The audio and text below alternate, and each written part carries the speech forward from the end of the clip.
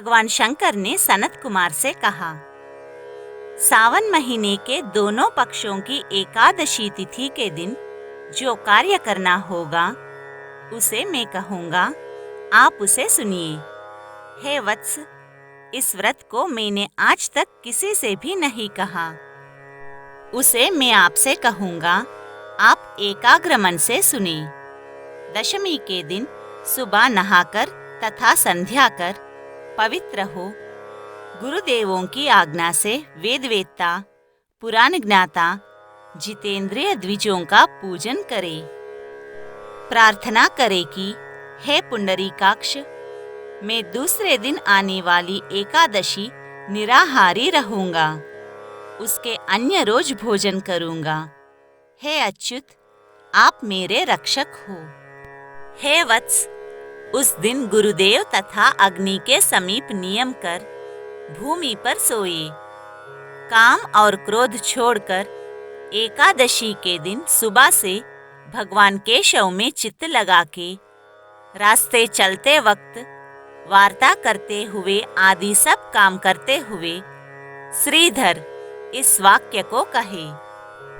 3 दिन तक पाखंडी आदि के साथ वार्तालाप और उनको देखना, उनकी वार्ता श्रवण भी त्यागे।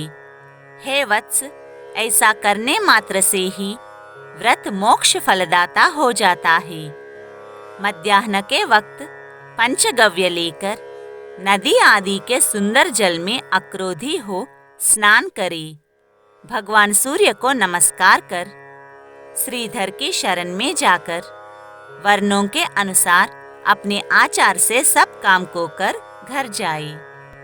घर में आने पर श्रद्धा तथा भक्ति द्वारा भगवान श्रीधर का पुष्प, धूप, दीप और अनेक तरह के नैवेद्य द्वारा अर्चन करे। रात को गीत, वाद्य तथा कथा सुनता हुआ जागे।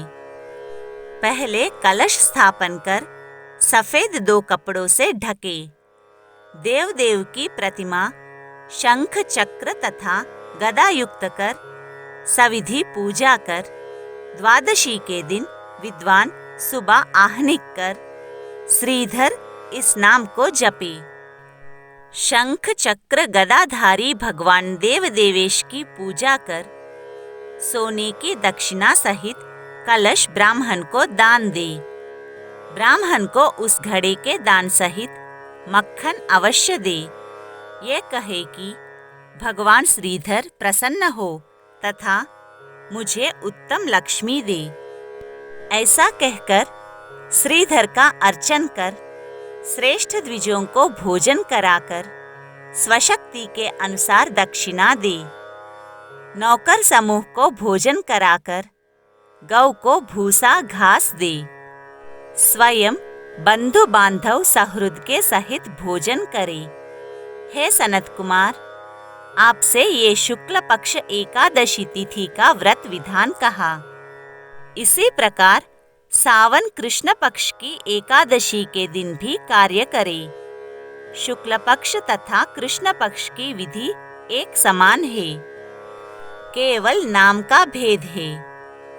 ईश्वर ने सनत कुमार से कहा, अब मैं आपसे द्वादशी के दिन भगवान विष्णु के निमित्त पवित्रारोपण कहूँगा। श्री देवी पवित्रारोपण में आपसे मैंने प्राय सब विधान कहा।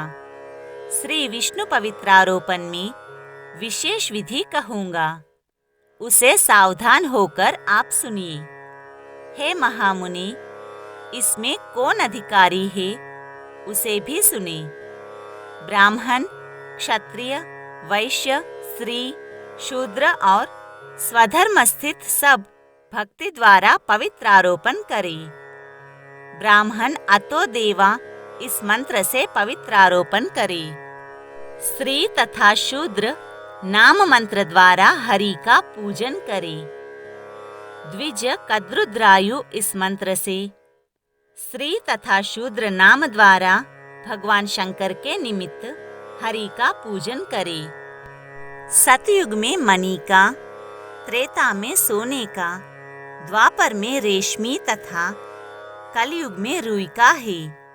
हे देव, सुबह आपके निमित्त इस पवित्रा को अर्पण करूंगा। फिर पुष्पांजलि दे रात में जागरण करे। एकादशी के दिन अधिवासन कर, द्वादशी के दिन सुबह पूजा करे। गंध, दुर्वा, चावल तथा हाथ में पवित्रा को ग्रहण कर कहे, हे देवदेव, आपको नमस्कार है। इस पवित्रा को आप स्वीकार करें। पवित्रार्थ के निमित्त 1 साल तक पूजा के फलप्रद पवित्रा को निवेदन करें। आप मुझे पवित्र करें। हे देव, हे सुरेश्वर, मैंने जो कुछ पाप किया है, आपके सुप्रसाद द्वारा उस पाप से मैं पवित्र होऊं। मूल मंत्र द्वारा पवित्रा को संपुटित कर दे, महानैवेद्य दे, नीराजन तथा प्रार्थना करे। मूल मंत्र से अग्नि में घृत तथा पायस द्वारा हवन करे। इसी मंत्र द्वारा पवित्रा का विसर्जन कर कहे, हे पवित्र, 1 साल मेरे पूजन को सविधि परिपूर्ण करे। हे पवित्र, विसर्जन हो, विष्णु लोक को जाओ। ऐसा कहकर ब्राह्मण को दे या जल में डाल दे। हे वत्स, मैंने आपसे भगवान विष्णु की पवित्रारोपण की विधि कही।